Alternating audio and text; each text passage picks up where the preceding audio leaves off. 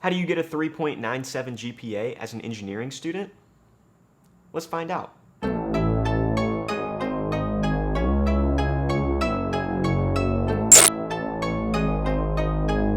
What's up, guys? It's your boy Jerome here, back with another video, and today I'm going to be giving you 5 tips on how to become a better engineering student and some of the things that I did that helped me get such a high GPA. Engineering school is very difficult, and no matter what people say, it takes a lot more than just pure intelligence to be successful. You have to put in a lot of time, effort, dedication. And sure, intelligence definitely helps, but it's not all about the intelligence. I would argue that some of those other things like your drive are even more important to get you through engineering school. So without further ado, these are my top 5 tips on how to be a successful student in engineering school. Number 1, get to know your professors. Your professors are your safety net during school. Now, I'm not talking about just going to lectures and sitting down and listening to them talk for an hour and a half. No, you need to go to their office hours and actually get that individual relationship with them. You need to do that for a couple of reasons. First, if you don't understand homework assignments or certain problems, they can sit down and explain it to you one-on-one and figure out how you learn best and tailor their teaching method specifically to the way that you learn. On top of that, if you form that individual bond with that professor, then eventually it might lead to them offering you a research position, which looks great on a resume for eventual job opportunities.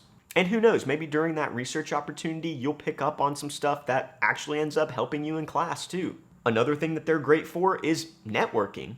Obviously, your professors have been in the engineering world for a very long time, much longer than you have, and they have friends at other schools, they have friends that work in the industry, and they can introduce you to all these people to, again, open up a bunch of different job opportunities for you.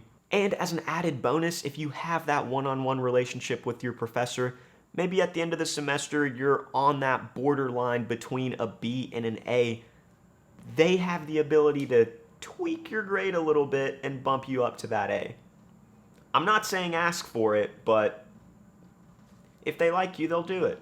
Before we go to tip number 2, if you guys are enjoying this video so far, please make sure to smash that like button down below and subscribe to the channel. I say this every single week, but we are so close to being monetized and I can't do it without you guys. So thank you guys so much for those who keep supporting, and for the new people here at the channel, welcome. Tip number 2, make friends with other engineering students and make a study group. I've said this on this channel so many times, and you guys have actually seen some of my engineering friends on this channel already, but it is so true and I can't say it enough. Make good friends and make a study group. Being a college student is already a full-time job in itself, and being an engineering student on top of that makes it even harder. I'm not trying to downplay any of the other majors. They all take up a significant amount of time, and there are certain aspects of every major that are going to be more difficult than others. My point here is that the students that you're going to be interacting with on a daily basis in your engineering courses are the only ones that are going to truly understand what your lifestyle is going to be like. When I was a student, I had more days where I would spend 12 plus hours on schoolwork, whether that was doing homework or studying or actually being in class or even being in the lab working on a project, than I did regular days. Having a good study group of friends will help you to stay organized and keep each other accountable. They may understand certain concepts that you don't understand, or you might understand certain concepts that they don't understand. And one of the ways that I think people learn the best is by teaching others. So if there's something you understand and you need to teach it to your friend, you're just going to solidify your understanding of that concept. And it doesn't always have to be about studying or doing homework or anything like that. Eventually, you guys will find other things that you have in common and just become really good friends in general. So that's just kind of like an added bonus. Tip number 3.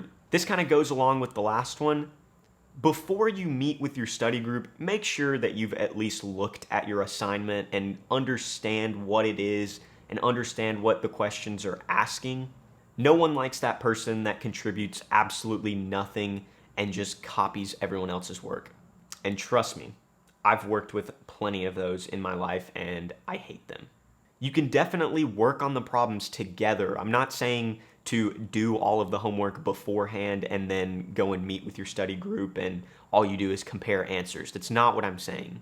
What I am saying is just to glance over the questions and really understand what it's asking, so then when you do come together as a group, you can work on them together. You're not just waiting for your friend to finish the entire problem by himself and then just copying his homework.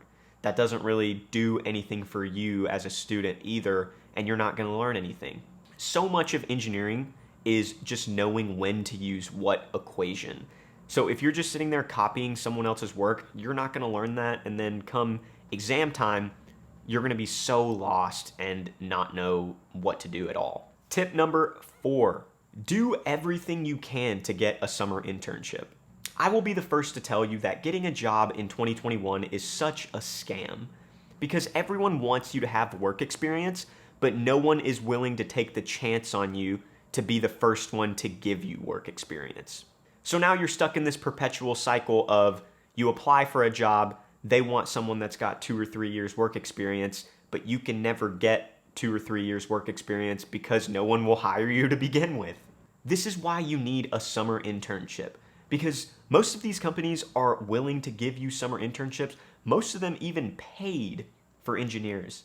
Yeah, you can get money while working as an intern. So now all of a sudden when you're applying for those jobs senior year, you have that summer internship. Maybe you've got 2 or 3 summer internships, and that just makes you stand out on top of all of the other students that a company may be looking at.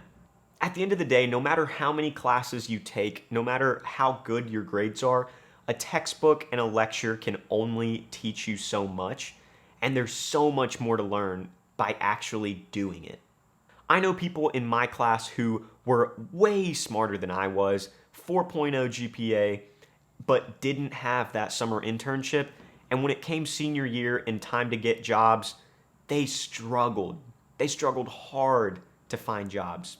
So make sure you do at least 1 summer internship while you're in school, and it's actually a really good way to get your foot in the door with a really good company, and they might even offer you a full-time job at the end of the internship. And finally, tip number 5, don't quit.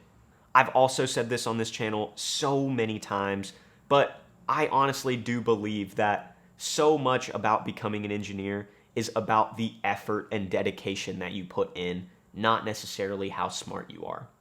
So many people end up quitting in the first year because they think it's either too hard or too time consuming and they would rather spend that extra time partying. If you stick through it, trust me, you're going to end up with a fantastic job out of school. You're probably going to be making way more money than your non-engineering friends, and you're going to have that job stability. You're not going to have to worry about losing your job if the economy goes down or whatever. So just stick to it, and I promise it'll work out. And those are my 5 tips for being a good engineering student. Thank you guys for watching this week's video. I appreciate it as always. Again, one more time, if you liked the video, smash that like button down below, subscribe to the channel, and share with your friends that are thinking about doing engineering in college. Thanks for watching the video, guys.